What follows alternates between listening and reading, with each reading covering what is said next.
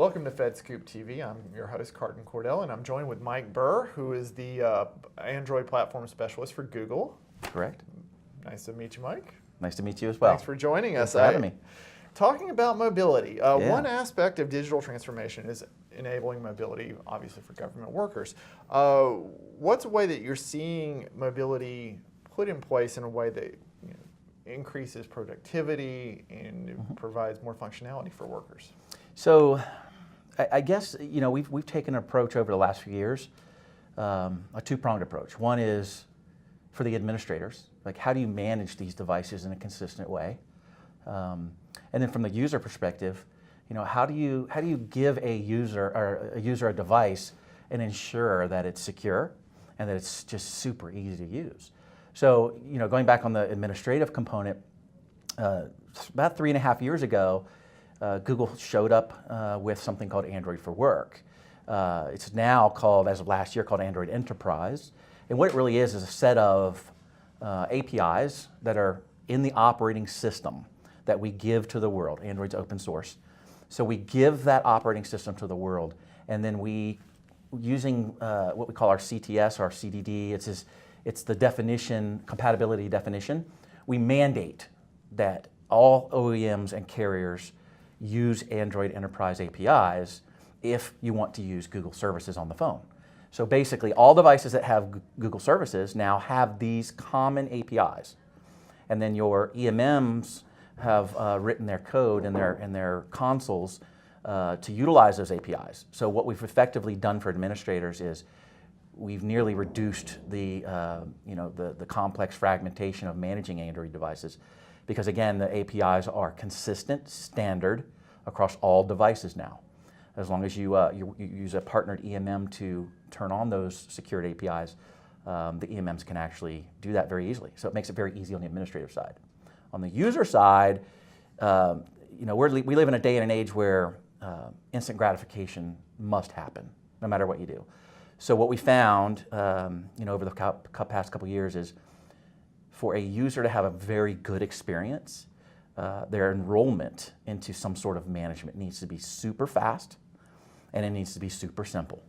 If it takes more than 30 seconds and you have to hand them a manual, like a manual or a pamphlet, they're going to rebel. They just don't have the time, energy, or patience. So we've built the platform with those APIs such that the enrollment process is nearly hands-off.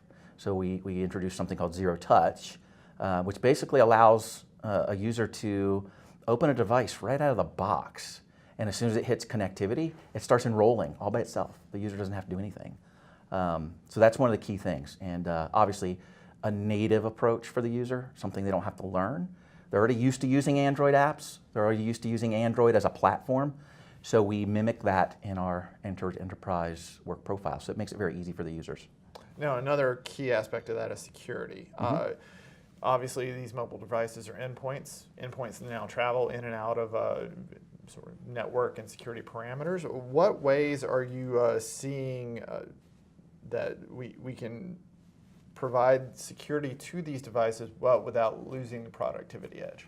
Yeah, so that's a great question. So again, part of those APIs is a very robust and rich set of, we call them knobs and levers, right? They're APIs that these EMMs can exercise based on certain postures, risk postures, certain verticals use different ones versus others. For the federal government, we've implemented some things in the operating system, as well as asked the ecosystem to start building hardware-based components. Samsung's always done that, and they've done a very good job at it.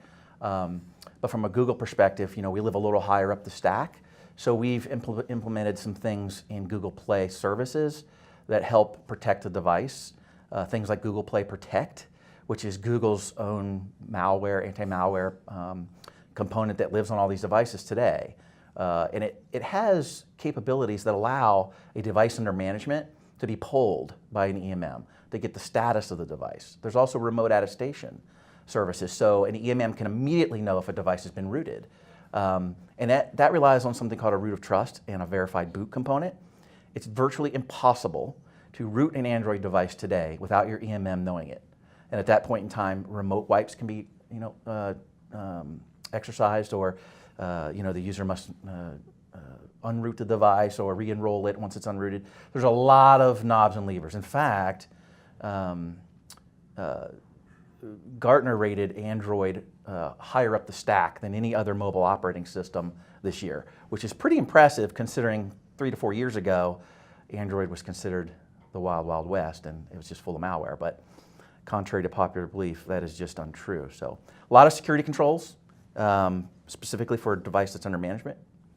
We have those.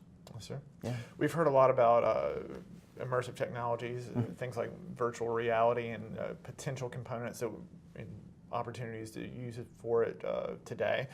Talking about that, what kind of abilities do you see, especially for things like training right now, that agencies could roll out and use, or in the next 12 to 18 months, what do you see coming down the line that could be even more beneficial for them? Great question, and we've actually seen the ecosystem. That's a great part of our ecosystem is open. So we invite everybody to be in our programs and to innovate and do creative things based on the technologies we put into the devices. So in particular, I've worked with customers that are using augmented reality, which is a component of virtual reality. A good use case is they're using applications that guide security personnel through buildings to get to networking equipment. And they're actually holding their phone as they're walking, and there's augmented reality arrows that show them when to turn down a hallway and where the data closets are, and then once they reach that place using location services, they can also bring the phone up and use visual machine learning and visual AI to actually look at what's in the closet and then pop up on the screen exactly what the security engineer needs to do. So that's an example of having the information lead you to what you need to do, and then having the information assist you with your job. So that's one of the big things we've seen in augmented reality. Yes, sir. And once again, talking about all these different technology options, looking ahead and reimagining computing, especially to enhance user experience, mission outcomes, things along those lines, what do you think agencies can do to apply these technologies to increase that productivity, but then also hit the points of mission outcome, user experience, functionality? Yeah, so again, like I said earlier, is that Google has a lot of innovative components that are on a Android device today. I think a lot of people, most users that walk around, out in the public and so on and so forth, they use these things for consumer reasons, but they can also be very, very powerful for business, like the AR, the augmented reality component. But then you want to tie other things into that. So the other innovative things would be like Google Lens, which is a technology, it's visual technology where you can take a picture or you can look at something with your phone or point your camera, and the camera can tell you exactly what it is, how much it cost, where it was made, when it was delivered. I mean, it's just amazing what it can tell you, and that's what we call artificial intelligence. So there's all these artificial intelligence components on these smartphones today, and I think what we're seeing is a high interest for the ecosystem partners, specifically app developers and solution providers, to build full stack solutions that utilize those services because they're already on your device. They just exercise those. And then using other back-end Google services, all the cloud services that we have, voice recognition, speech to text, text to speech, and all the cloud services like there's applications that can run in the cloud and just span or grow and shrink based on need with no user interaction. So it's all these artificial intelligence things are kind of coming to play. And our CEO Sundar last year, and he's like, we now live in an AI first world. And then to further state that, he says we have a lot of these artificial intelligence and machine learning components on devices, not necessarily to do the job for people, but to help them do their jobs better and more efficiently. And I love the one thing, just to kind of close up my statement, is someone said, Sundar said, artificial intelligence now is as important as electricity and fire to the human race. And kind of a retort to that was, fire, that's kind of dangerous, right?